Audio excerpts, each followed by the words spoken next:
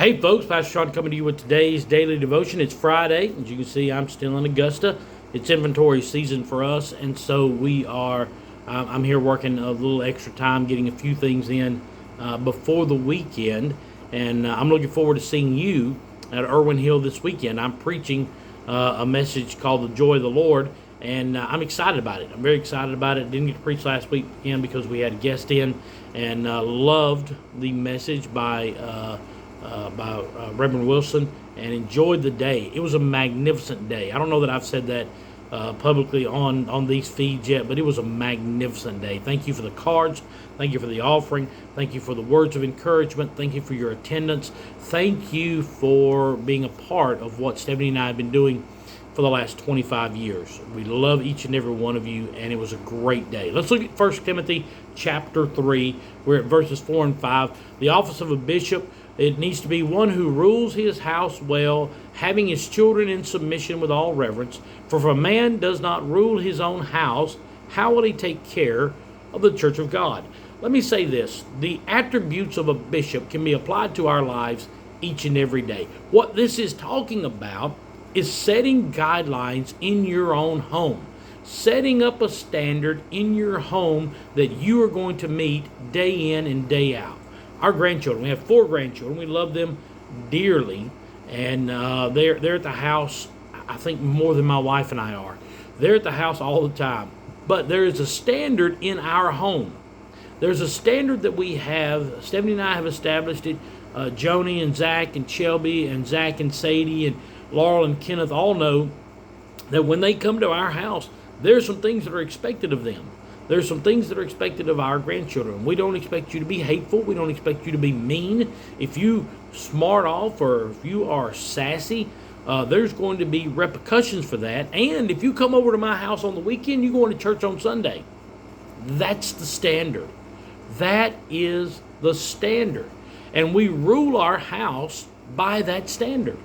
We have set up standards in our lives. We have set up things in our lives and in our home that are indisputable standards. There are things that we will not compromise on. If you come to our house on the weekend and you're there on Saturday night, you're going to church on Sunday morning. That's undeniable. If you're there in the house and you smart off, you're not a yes ma'am, no ma'am kind of kid, then you're probably going home early, or you're going to sit in the corner and be punished. We didn't let our kids practice or play ball on Wednesdays and Sundays for the rec team or the high school teams. Zachary played high school football, and he left practice at a certain time because they practiced through the week, and he'd leave practice at a certain time on Wednesdays and say, hey, I got to go. I got church. And he wouldn't practice during church time. He wouldn't compromise those standards that we had set up in our home. We believe in tithing and giving, and we don't compromise on that. We believe in church attendance, and we don't compromise on that. We don't drink. We don't smoke. We don't compromise by allowing those kind of things in our lives. We have a standard that we live by, and we set up those standards because we need to rule the house. Those standards run through me. I'm the head of the house. I'm not knocking ladies in any way, shape, form, or fashion. That's the way that God set it up. The man is the head of the house, just like Christ is the head of the church. Christ set standards for us to live by, and in your home there must be standards for you and your children to be guided by. Every major decision that needs to be made in our home, we talk about. But ultimately, I make the decision. Stephanie is my wife. She's my right hand. She is my partner in this ministry. I love her with all of my heart.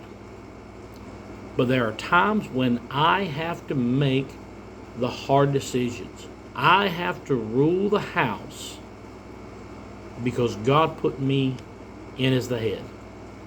And my wife knows that. Stephanie knows that. It's not a sexist thing. It's not a demeaning thing. It's not a demoralizing thing. No. She knows that all the weight of our family success, our family failures, it's all on me because I'm the head. And I have to set up standards to rule our home. It's the same way in the church. There are standards that are set up that God expects us to meet. And if we meet those, we are blessed coming in, blessed going out, blessed beyond measure. What are the standards in your home? What are the things that you have set up? I don't have anything, Pastor. Set it up today. Set up some goals, set up some guidelines, set up some standards, because God has that ruling class. You need to have that in your home as well. I'm single, Pastor. I don't have anything. Set it up anyway. Set it up anyway so that you can hold the standard, and God will bless your effort. I love you. I'm praying for you. I believe you're going to have an amazing day and a great weekend. I will see you at Irwin Hill. God bless you as always, is my prayer.